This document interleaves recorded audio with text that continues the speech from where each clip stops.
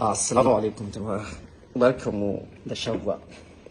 Da farko dai bari in yi magana da mutane. So dari da jama'a in zan magana ko ne magana ce a'a ba na son zaman lafiya na fi ba haka bane ba. In dai za ka faɗi gaskiya ne ake faɗan haka. Amma in za ka yi wani abu makamanci haka ba wanda kuma ba na faɗa don wani ya jawo shi. Ni ban taɓa faɗa don in tada hazo ba. Ban ko faɗa dan wani ya dubi feji na ba abin da ya shafi ke da feji na ni ko da yaushe feji na a cikin godiya Allah yake. So ko ba social media za mu yi magana a inda ta dace mu yi ta. Abin da ya bani haushi shine wai yau a ce mutumin da ba zai iya karanta Fatiha ba cikakkiya yadda take wai shine za a dinga amfani da shi wai ana cewa wai akwai wasu wanda iyayensu sun haife su ba su san yadda za su yi ba, wa'annan kuma wanda ake ga iyayensu sun haife su ba su san yadda za su yi ba, wani ma ya rubuta Qur'ani, wani yana kan rubuta, wani ya haddace izuzzuka, su ne almajiran da ake faɗa. To jama'a dan Allah wanda iyayensa suka haife shi ba su san yadda za su yi da shi ba, ya wuce wanda haka kawai zai iskanci ya turo wa duniya tana gani a ta tsine masa ko a jikinsa yana dariya yana ganin shi ya daidai. Akwai wanda ya wuce a ce iyayensa sun haife shi ba su san yadda za su da shi ba, ya wuce mutumin da zai kame tashi ya tafi can in mace ce ta je ta kama gida ko kullum tana hotel. Duk iyayen duniya ƙarya suke ba a san ransu ba ne in ba karatu ba, ko karatu da kaga ana kai yara can turai rashin makarantun ne anan wallahi. Amma in ba karatu turai ba uban da zai so a ce ko uwar da zai so a ce wai tana kwana a gida ba yadda tana can tana wani abu da bata ma san menene abin ba, wai sana'a ta rufe ta, ko kuma wani yana nan shi in ba mutumin da bai san me yake ba waye zai yadda da ɗansa yana nan shi ya zama kartagi na 'yan iska, shi ne mai tara su, kuma shi ba ma kartagi ba ne, shi ma hakan yake. Kuma ba shi da niyyar ya ce su gyara, ba shi da niyyar in sun ki gyara ya rabu da su, ba su da niyyar ya rabu da ma abin saboda ba daidai suke ba, ya rabu da su su sabga su. To yanzu duk waɗannan su ba a ce iyayensu sun yi asara haihuwarsu ba, sai mutanen da ake kira almajirai wanda duk mun sanya take ni nan da kuke gani na an kai ni irin makarantar nan. Da safe naira biyu da silai biyu da abin silai uku ne, da rana naira haka, da daddare ai abinci a gidan malamin mu ci. Amma da akwai a cikin makarantar wanda bara suke zuwa, akwai a cikin makarantar wanda su iyayensu suna ba su irin wannan kuɗin, da wasu ma daga gidansu ake kawo musu abinci. Kuma ina so ka sani ba wai duk dan matsiyaci bane ko dan talaka, ba ƴaƴan matsiyata bane. Da yawan su wallahi sun fi iyayenka kuɗin da suka rike wallahi iyayenka ba za su rike ba.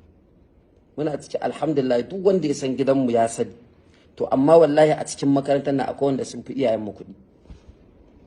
Duk kuma a nan za mu zo mu shimfiɗa tabarma. Na je shekar satin da ya wuce na kai matata ta gagun na tsaya abun a nan yar kwaɗi makarantar malam Sha'ibu, na ce mata kin ganan to a nan muke bacci, kangon bola ne mai kallon mu, za mu tashi in ka ji wani bayan gida kowa nan za ka shiga kai, in sanyi ne a soro za mu kwana a tabarma.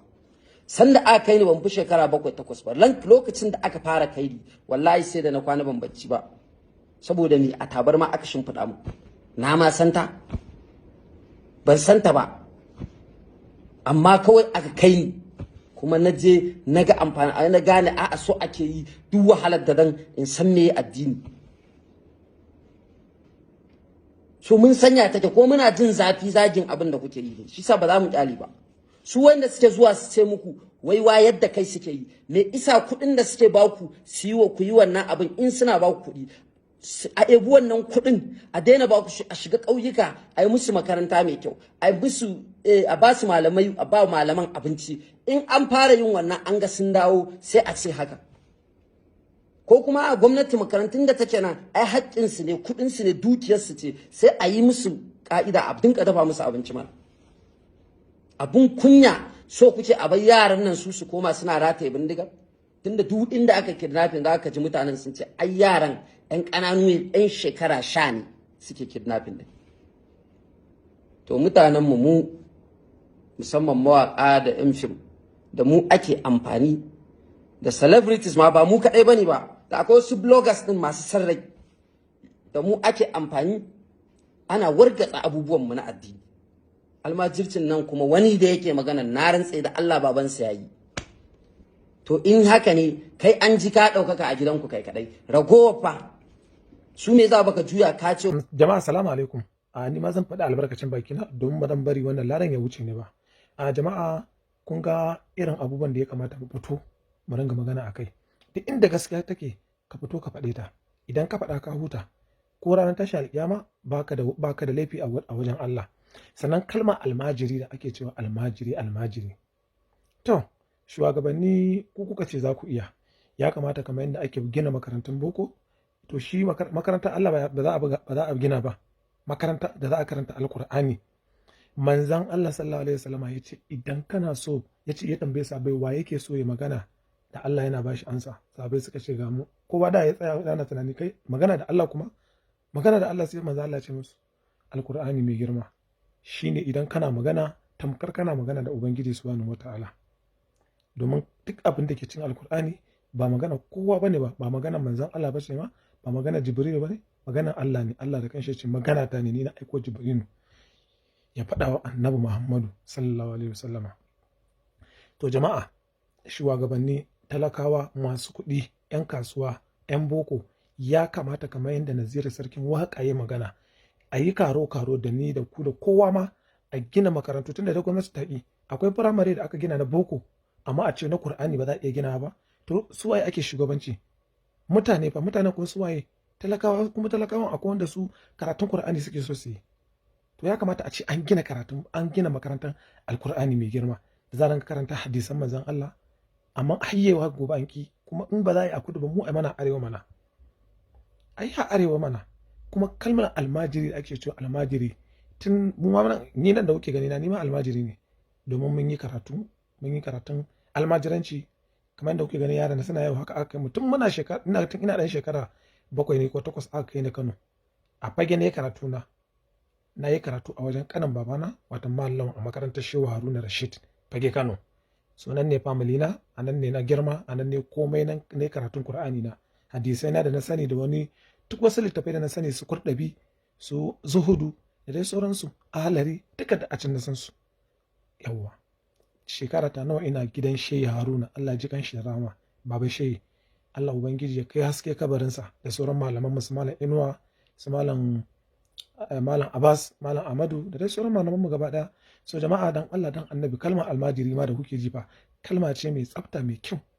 Ban dai sani ba ko ba daidai bane, amma dai yanda naji ana faɗa tun muna yara, kusan karatu baya ɓace, aka ce wannan kalmar na al mahajiri, to wannan a din nan Allah kenan, wannan kuma ma din nan Annabi Muhammadu kenan, ji din nan kuma Jibrilu shine almajiri.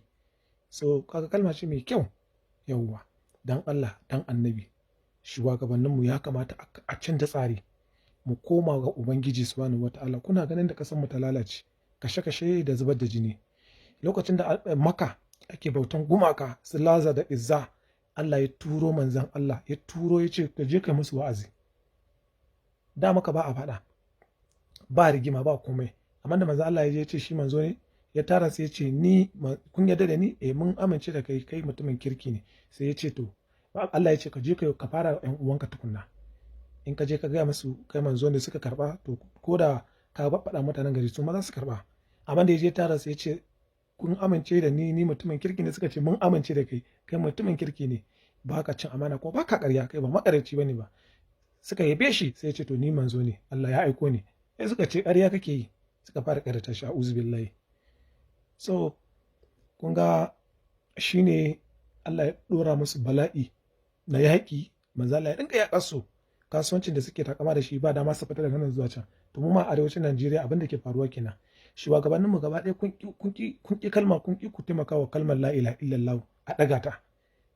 Kun gani? Kun ɗaga boko. Ba mu ki boko ba, duka boko karatu ne, amma dai kamar da ake yin boko ya kamata makarantar Islamiyya a gina su da tsarin karanta Alkur'ani mai girma. Jama'a sai an jima, lala ku shiya din bidiyon nan. Sunana Cizo ban Jamani Naziru, sarkin waka, Allah saka da alkhairi. Masu kin addinin Allah kuma ku kiyaye kanku. Allah yana nan a madakata yana jiran ku. Wallahi da mala'iku suna nan, akwai wuta tana nan, in baka yi abin da Allah ya ce wallahi ubanka zaka ci. Astaghfirullah wa atubu ilayhi.